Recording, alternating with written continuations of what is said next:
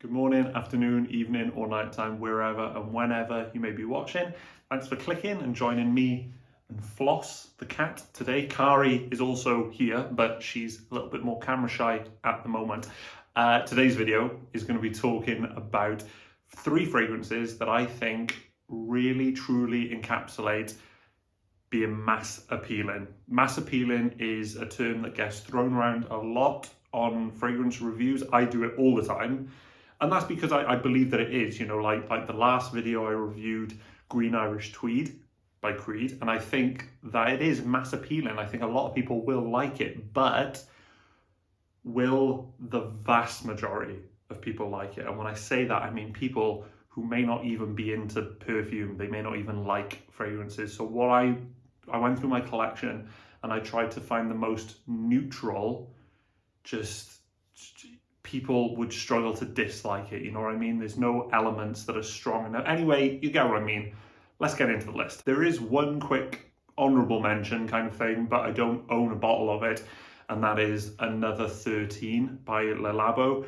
Now, I know some people say that they find certain chemicals in there to be really, because it is, I think it's Isoi Super is the main thing, I want to say.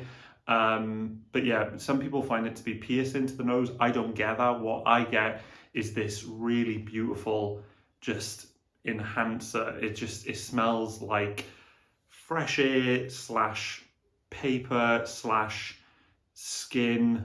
Just, it's hard to explain. That sounds a bit morbid and macabre, and it smells like skin. I love it. I do really like it though. It just smells beautiful and so airy and fresh, but I don't own a bottle, hence why it's not on this list. Let's move to number 3 on this list. In third place is my favorite fragrance by Creed, and that is Silver Mountain Water. This, I love it. I love it so much. The honorable mention of Another 13 by Le Labo.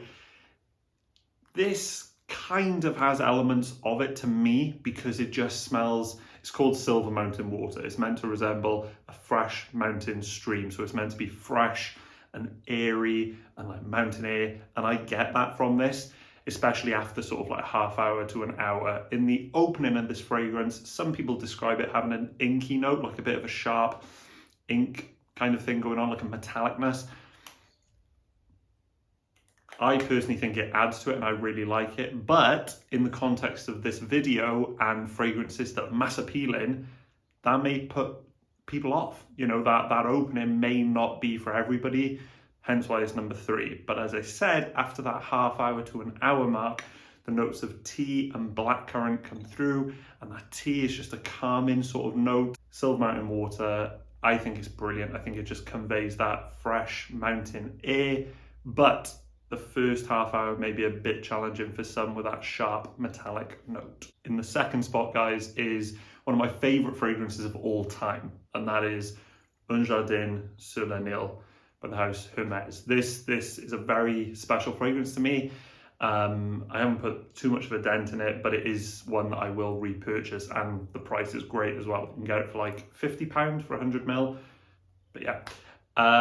This is the most natural smelling perfume that I own, in my opinion. To my nose, it smells natural. You know, you get some fragrances which do lean more natural, but then some that lean more synthetic. I just watched a video this morning by Jon Snow, try and leave it in the description, where he does a great little talk about the difference and how he thinks it'll progress and whatnot.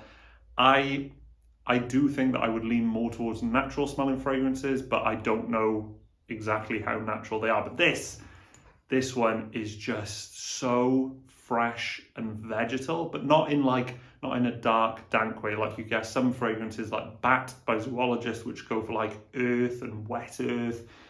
And like there's a note called geosmin, I think. This isn't that. This is like water and just fresh fruit and vegetables and a garden, and it is insane. It is so beautiful. The only downside of this is it is so perfect for hotter weather that it may not be as great in the colder months. I like wearing it in winter because it puts my brain in a nice warmer place, but that's the reason it's number 2, because it perhaps isn't as versatile as the others on this list. Un Jardin sur le Nil, one of the most natural. Out of everything on this list, if I said get your nose on one thing just to be blown away, it'd be this one. So guys and gals, the number one spot goes to a fragrance I don't actually have much experience with, but like I said, thinking about this list, like truly neutral, mass appealing fragrances for people who don't even like the smell of perfume. Because this is the thing, you know, you could have fragrances that are like vanilla heavy, right? And you could think everyone likes vanilla, it's mass appealing. Wrong. A lot of people don't like vanilla. You know what I mean? And again, I've said it myself. I'm trying to think of an example. Rich Warm Addictive by Zara. Coconut, slight tobacco, that sort of honeyness. And I think that's so mass appealing. There are loads of people though who don't like honey and coconut and whatnot. So I went through my collection and my girlfriend's collection, hence this fragrance we're about to talk about, to find the most neutral. And I gotta give it to Sunday Brunch by Kieran NYC. In this fragrance, I think there's 4 listed notes of tea, lemon, bergamot, and jasmine. That tea note is coming back up like Silver Mountain Water. But this is so much more mellow than Silver Mountain Water. Silver Mountain Water is that piercingly fresh, clean, just almost like crystal sort of fragrance, whereas this is just a beautiful, mellow, not like warming, there's no, I can't pick up any spices or anything like this, but imagine just like an iced lemon tea with jasmine in it and whatnot. It's hard to explain. It is very reminiscent of like a cup of tea to me, but it's so beautiful. It's so mellow. Sunday Brunch is kind of the perfect name for this. Just a chilled out Sunday. You've got to get your nose on this. It's quite a good price as well. I think like £80 around that region. Could be making that up. I'll leave it on the video. But it's great. It's so mellow.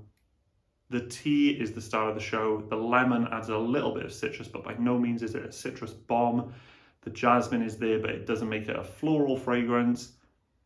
A perfect mellow tea fragrance. Sunday Brunch by Kieran NYC. That's going to be it for the video, guys, of my top 3 most neutral, truly mass appealing fragrances.